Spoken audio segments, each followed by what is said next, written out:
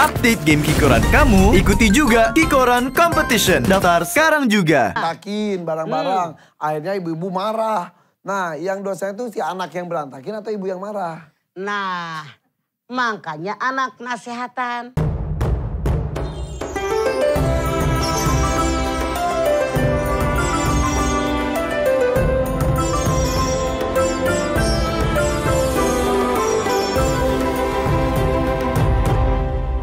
Begitu. Kalau kita marah-marah karena sesuatu, kan tidak ada asap, kok tidak ada api. Yang dosanya itu yang kita marah atau penyebab kita marah itu? Kehela, sesuatu itu harus jelas. Jawabannya akan berbeda. Naon? Misal anak kita yang kayak tadi tuh berantakin barang-barang. Akhirnya ibu-ibu marah. Nah, yang dosanya itu si anak yang berantakin atau ibu yang marah? Nah, makanya anak nasihatan. Apalagi anak gus pergi kuliah, gus pergi sekolah. Ari mana ka kamar teh berantakan. Cing jadi indung teh mikir marah-marah ogenan. Percuma anak gus sekolah. Capek-capek buang energi. Mendingan kene di benahan. Gak anak ngapulang papatahan. Ya, kalau bangun terapi ke kamar gitu. Jadi dua-duanya salah. Kalau anak yang ngeberantakin, emaknya ngomel-ngomel. Jadi emaknya yang ngomel salah. Salah, sama gelona, gelo kabeh. Bagusnya mah saling menjaga. Makanya mungkin yang namanya anak karena buru-buru berangkat kuliah. Ntar pulang dikasih tahu nih ya kalau mau berangkat kuliah. Yang rapih dulu tuh. Nah nih kayak mama benain gitu. Biar mama tuh gak marah-marah, harus sayang sama mama gitu. Betul, ya. Betul, dan mama kayak capek sampai kurus tuh kelingkingnya. Gitu. Kelingkingnya memang kurus. Oke, nih selanjutnya kita akan lihat nih dampak buruk sifat marah katanya. Yang pertama adalah keputusan dan tindakan yang diambil tidak rasional. Sangat benar. Karena orang yang sedang marah-marah, Rasul mengatakan jangan ngambil keputusan ketika Anda sedang marah. Karena itu dengan emosi. Makanya gak bakal benar, suami gak bakal istri juga. bijaksana. Suami istri ketika berantem, jangan gara-gara marah, kita cerai. Jangan ya. Karena ada 3 kata, bercanda, emosi, sengaja, semuanya berlaku. Nikah, cerai, rujuk, hati-hati. Oh iya? Betul. Walaupun bercanda? Betul. Wow. Makanya bercandanya jangan nyerempet. Kalau apalagi sambil marah-marah itu ya. Oke. Kesel. Lanjut. Katanya marah-marah dapat terjerumus ke dalam maksiat. Betul. Ketika dia emosi, sudah tidak berpikir layak lagi. Nggak rasional lagi. Maka dia bisa menjatuhkan dirinya karena perbuatan dosa dan maksiat. Hati-hati, kendalikan hawa nafsu. Berarti kita dikuasai oleh setan. Betul. Dan begitu udah selesai. Kayak begini nih, Punten. Nih ya, Punten. Kan yang namanya penyakit hati macam-macam. Iya. Di antaranya marah, rindu dengan seseorang. Begitu ketemu, kalau tidak dikendalikan dengan akal sehat, boleh jadi dia berbuat mesum, dia berbuat zina. Akibatnya menyesal nggak? Nyesel. Makanya harus dengan akal sehat yang di atas, bukan nafsu yang di bawah. Jadi nafsu amarah akan menjerumuskan orang ke dalam dosa dan maksiat. Pengendalian diri jadinya. Betul. Oke, selanjutnya katanya bisa menyebabkan retak dan putusnya hubungan persaudaraan. Betul. Suami istri yang saling mencintai, gara-gara marah bisa bercerai. Ayah dengan anak yang sangat menyayanginya, gara-gara anaknya marah, ayahnya sebel. Anak yang menghormati orang tuanya, gara-gara marah tidak hormat lagi, makanya kendalikan hawa nafsu. Oke, dan terakhir mah bisa memicu stres. Betul. Karena stres itu bisa timbul karena dia tidak bersyukur. Orang yang marah-marah tidak syukur kepada Allah, tapi dia putus asa dengan apa yang terjadi. Gak dibawa rileks, gak dibawa... Iya, mendingan santai. Ini hidup, dijalani, bukan dipikirin. Enjoy aja, Pan. Oke. Oke, jadi kita semuanya... nikmati hidup ini. Semuanya benar? Benar, semuanya. Makanya Allah turunkan Al-Quran.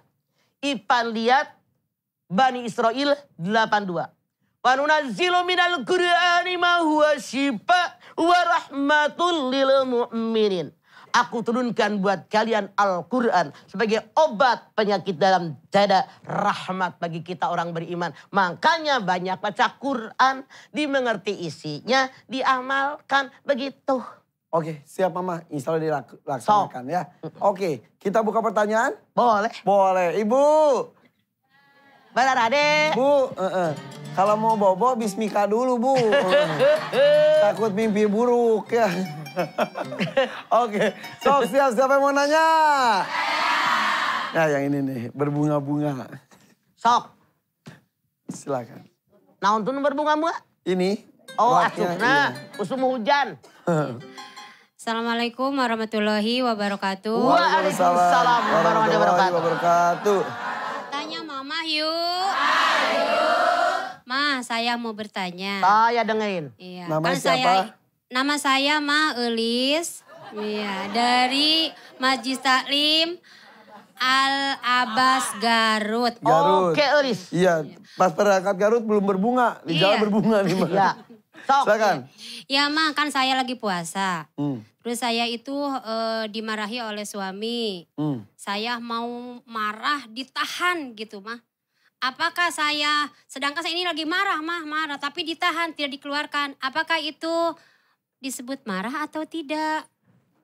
Ambek apa gung? Iya. Punten. Suami ngomel. Saya jengkel. Cuman mikir.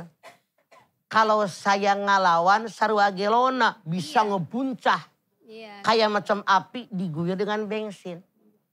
Kata Elis ditahan nafsu saya. Bener. Wal kalbi minal ghaid. Makanya caranya tadi yang saya bilangin. Dengan ta'uz, dengan berwudu, dengan diam. Itu lebih baik daripada kita ngomel, nyerocos. Itu membuat api semakin menyala. Tapi punten. Yang namanya nafsu sudah kita kendalikan. Dihilangkan dengan cara zikir kepada Allah. Ala bidzikrillah tatma'innul qulub. Ketahui oleh kalian, dengan ingat kepada Allah, hatimu tenang dan tentram. Lagi marah, lagi emosi, kita berpikir, ya Allah, Engkau kirimkan dia dengan marahnya. Nguji iman saya. Ketika zikir, ingat kepada Allah, istighfar, baca ta'ud, maka akan reda marah kita. Begitu Elis. Oke, nah orang yang menahan marah dapat pahala. Dapat pahala. Dan dia jadi orang-orang bertakwa. Karena nafsu itu terbagi dua. Inna nafsa la ammaratun bisu illa ma rahimarobi. Yusuf 53. Yang pertama kata Allah nafsu amarah. Yang didorong oleh setan. Yang selalu mengajak manusia berbuat jahat. Yang kedua nafsu yang mendapatkan rahmat dari Allah. Ini yang disebut dengan hidayah gharijah. Hidayah gharijah itu hidayah insting bawaan. Itu nafsu. Lapar, makan. Aus, minum. Ngantuk, tidur. Ini hidayah gharijah. Oke. Ya, terima kasih Mama. Assalamualaikum warahmatullahi wabarakatuh. Waalaikumsalam. Warahmatullahi wabarakatuh. Elis. Iya. Kembali lagi Mama ya, bulan Ramadan itu ada bulan kita pelatihan. Betul. Dan setannya pun sebetulnya tidak diikat secara benar. Justru mungkin makin kencang Setan menggoda. itu kan gini. Idza jaa Ramadan, futihat abwabul jannah, agulikat abwabun nar, wasupidati sayatin. Ketika datang bulan Ramadan, dibuka pintu surga. Ditutup pintu neraka, diikat setan. Yang namanya dibuka pintu surga, kita orang yang beriman berlomba-lomba ibadah sehingga kita layak masuk surganya Allah, diablakin. Kenapa ditutup pintu neraka? Kita yang benar beriman, bertakwa kepada Allah, tidak akan mengerjakan perbuatan dosa di bulan Ramadan. Karena tahu agungnya Ramadan. Ya. Tidak layak masuk neraka, tutup. Diikat setan. Setan hawa nafsu, ikatannya iman kita. Kendalikan nafsu dengan iman kita. Itu maksudnya Pak. Jadi setan itu diikat karena iman kita. Betul. Kalau kita nggak ada iman ya sama aja. Ya iyalah. Makanya aneh. Katanya di bulan Ramadan setan diikat. Kok yang pada minum tuh di warteg itu kakinya doang kelihatan. Kan atasnya ditutupan Iya. pakai gordeng. Ini gini. Kakinya mah kaciri ya. Iya. Berarti dia Masih malu kalau mukanya kelihatan. Kan kakinya nggak pakai mata. Kelihatan. Mata kaki ada juga, iya. Berarti itu setan bungkulukan. Iya. Sukuna wungkul. Iya, bener. Oke, kalau gitu nanti kita akan buka pertanyaan lebih banyak lagi. Sesaat lagi, jangan kemana-mana, tetap di sini di Siraman Kolbu bersama Mama Dede, spesial Ramadan. Tanya Mama yuk.